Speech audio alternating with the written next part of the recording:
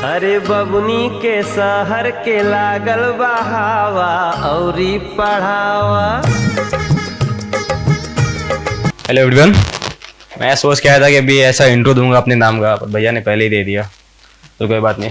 वैसे भी शाहरुख के मूवी के नाम ऐसा है ना, शाहरुख का मूवी जब से आया तो वैसे राहुल नाम बहुत कॉमन हो गया था। उसके बाद से कोई नाम कॉमन हुआ वो था अभिषेक। लाइन में सोच के आया था, भैया ने पहले इंट्रो दे दिया। खैर तो हाँ, फिर से दे दिया। तो it's my second time performing है और मुझे परफॉर्म करते करते एक एक्चुअली मैंने 12th के बाद कॉमर्स लिया क्योंकि साइंस में मुझे बहुत इशू हो रहा था, क्योंकि ये डायरेक्ट और इनडायरेक्ट रिलेशनशिप मुझे समझ में कभी नहीं आया था। और it's my second time performing है। और टिकट प्राइस क्या आपको पता है कितना है? टिकट प्राइस किसी को तो पता होगा, किसी ने खरीदा होगा। 150 है, ठीक है, 150 है, 150 है। And it's my second time performing है। और मुझे ऐसा लगता है कि स्टैंड अप कॉमेडी और रेड लाइट एरिया में कोई तो रिलेशन है, डायरेक्ट है इनडायरेक्ट है ये नहीं पता, पर कुछ तो रिलेशन ऐसा पक्का है। क्योंकि आप जैसा देख लो, 150 रुपये में मुझे आपको मिल रहा है सेकंड टाइम परफॉर्मिंग है। मेरा एक दोस्त था, वो रेड लाइट एरिया गया, मैं उसका नाम वैसा कुछ नहीं बताऊंगा डिटेल में, पीछे वो बैठा है, ठीक है। मैं बस ये बता सकता हूँ कि 150 में उसे सेकंड एक्सपीरियंस तो बिल्कुल नहीं मिला था, सेकंड टाइम तो वो बिल्कुल नहीं था, वो उसके आफ्टर शॉट वाले पेज से दिख गया था। खैर, तो आजकल ऐसा लिंक्डइन पे बहुत वो लोग वोक हो गए हैं, सारे एजुकेशनल लोग वहाँ के ज्ञान देते हैं ऐसा।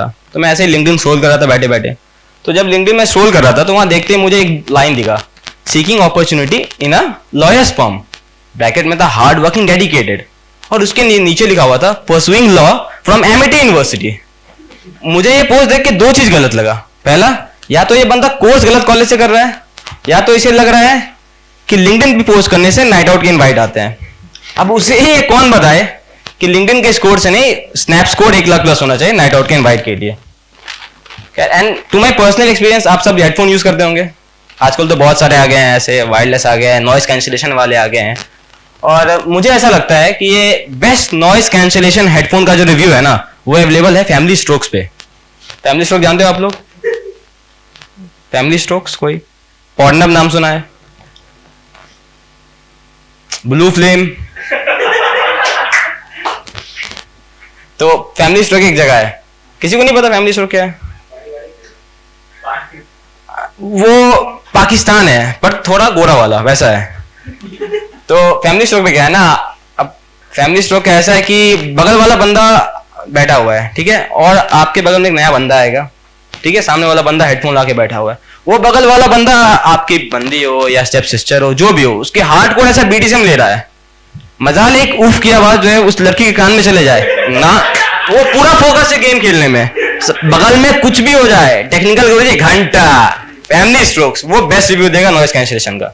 और फैमिली स्ट्रोक से मुझे अपने दोस्तों की याद आ गई, क्योंकि ऐसा कोई रिलेशन है नहीं जो हम लोग ने अपने आप में बनाया नहीं है। और ऐसा ही है कि हम लोग 3 दोस्त हैं, ठीक है, और हम लोग ऐसे बहुत हार्ड वर्किंग हैं, डेडिकेटेड हैं। 12th के बाद हम लोग ने बीकॉम किया, सॉरी बीकॉम ऑनर्स किया, क्योंकि जो मेरा दोस्त है अभिषेक जो पीछे बैठा हुआ है, वो बीकॉम करने वाले बच्चों को इज्जत नहीं देता है, क्योंकि उसके अकॉर्डिंग वो बीकॉम ऑनर्स कर रहा है, बीकॉम नहीं। तो ऐसा ही चल रहा था, हम लोग का ऐसा सेमेस्टर ब्रेक हुआ, हम लोग वापस बिहार घर आए। अभी दिक्कत यह है कि कॉन्फिडेंस होना ठीक है, ओवर कॉन्फिडेंस थोड़ा सा इशू कर देता है। तो हम सब ऐसे बिहार वापस आए, और फिर सेमेस्टर एंड के बाद हम लोग ने डिसाइड किया कि एक बार वापस सभी मिल लेते हैं। तो फिर मैं और मेरा दोस्त अमन निकल गए अपने एक और दोस्त से मिलने, अभिषेक से, और अब हम लोग चल रहे हैं। तो अब दिक्कत यह है ना कि अमन को कभी सार्केज्म समझ नहीं आता था, ये स्टार्टिंग से उसकी दिक्कत थी। तो हम लोग निकले चलने, शाम को 5 बजे स्कूटी चल रही है। तो अलादीन के वो जो है ना फ्लाइंग कारपेट, जो होता है ना फ्लाइंग कारपेट, और हमारे स्कूटी में बस एक ही डिफरेंस था कि अलादीन का जो पैर था वो उसके फ्लाइंग कारपेट पे जुड़ा हुआ था। ये चूतिया चलाते हाथ के साथ पैर भी खड़ा कर दे रहा है, क्योंकि एकदम ओवर कॉन्फिडेंस में चला गया है। मैंने उसे बताया, भाई हाथ पकड़ ले, हैंडल इसीलिए होता है।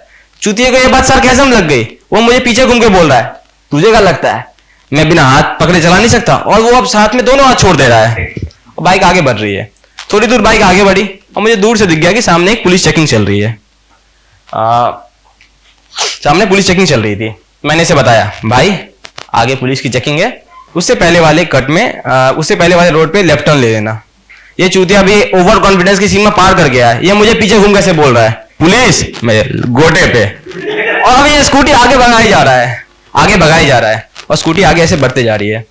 तो बढ़ते बढ़ते फिर क्या हुआ, फिर टर्न आया और इसने हमारी स्कूटी ने टर्न भी लिया, पर बस एक छोटी सी दिक्कत थी, टर्न लेने के लिए जो बेसिक क्राइटेरिया होता है हाथ पकड़ना, वो इसने नहीं किया हुआ था।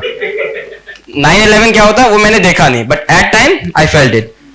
तो अब मैं जब मेरी आंख खुली तो क्रोनोलॉजी कुछ ऐसा था, मैं, मेरा दोस्त अमन, उसके बगल में एक हवलदार, उसके बगल में 4 हवलदार और ऐसे गिरे हुए। इस चूतिया अमन की गांड फट गई।